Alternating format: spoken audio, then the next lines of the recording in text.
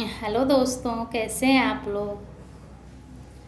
तो उम्मीद अच्छे ही होंगे। और आज मैं आप लोगों को एक पचरा गीत सुनाऊंगी, बहुत ही प्यारा है। तो उम्मीद है अच्छा लगेगा आप लोगों को। छोटी मोटी शीतला मैया, बड़ी बाहू रुपिया हो कि चढ़ी हो गईली ना, हो कि चढ़ी हो गईली ना। मैया मोरी नीमिया के डरिया हो कि चढ़ी हो गईली ना। मैया मोरी नीमिया के डरिया हो कि चढ़ी हो गईली ना। छोटी मोटी शीतला मैया, बड़ी बाहू रुपिया हो कि चढ़ी हो गईली ना, हो कि चढ़ी हो गईली ना। मैया मोरी नीमिया के डरिया हो कि चढ़ी हो गईली ना। सुलझाते नइखे मालिन लंबी मोरी के सिया हो, सुलझाइयो दे तू ना, हो सुलझाइयो दे तू ना। माई के लंबी लंबी के सिया हो, सुलझाइयो दे तू ना। हो संवारी हो दे तू ना। माई के लंबी लंबी के सिया हो, संवारी हो दे तू ना। हथवा में लहले मालिन नीमिया के तेलवा हो, लगावे लगली ना,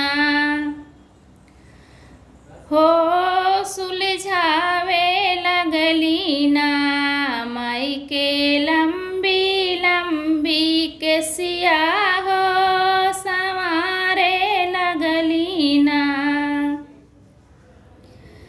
माई के लंबी लंबी के सिया हो, संवारे लगली ना। रूखा रे लागेला मालिन मोरी बदनिया, तनी लगाई हो दे तू ना, तनी लगाई हो दे तू ना। मालिन मोहे पुटनवा हो, लगाई हो दे तू ना। तनिका मोहे पुटनवा हो, लगाई हो दे तू ना।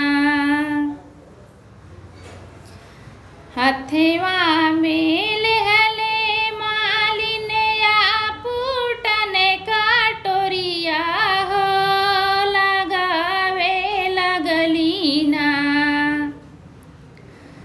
हो लगावे लगली ना।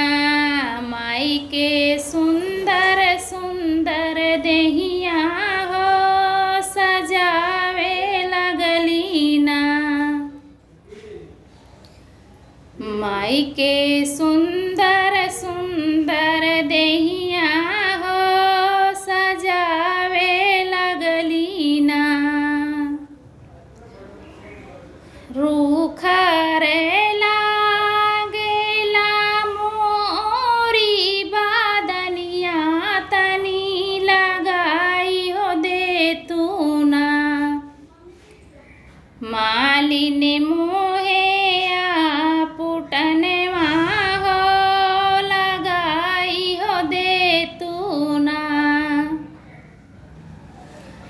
चले लालू हार मोहे नीदियो नाया वे तनी डोलाई हो दे तू ना,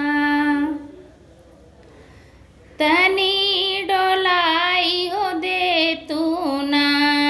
मालिन चंदन बेनियवा हमें डोलाई हो दे तू ना। मालिन चंदन बेनियवा हमें डोलाई हो दे तू ना। सूतह ना मैया तनिका लाल की पालंगिया हो डोलाई हो देवना, हो डोलाई हो देवना। माई के चंदन बेनियवा हो डोलाई हो देवना। माई के चंदन बेनियवा हो डोलाई हो देवना। छोटी मोटी शीतला मैया बाड़ी बाहू रुपिया हो कि चढ़ी हो गईली ना,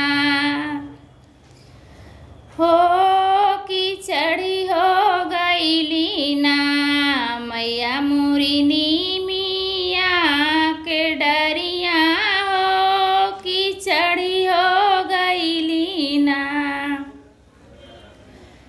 मैया मोरी नीमिया के डरिया हो कि चढ़ी हो गईली ना। दोस्तों गाना अच्छा लगे तो कमेंट बॉक्स में ज़रूर बताना और सब्सक्राइब करना तो ना भूलिएगा आप लोग।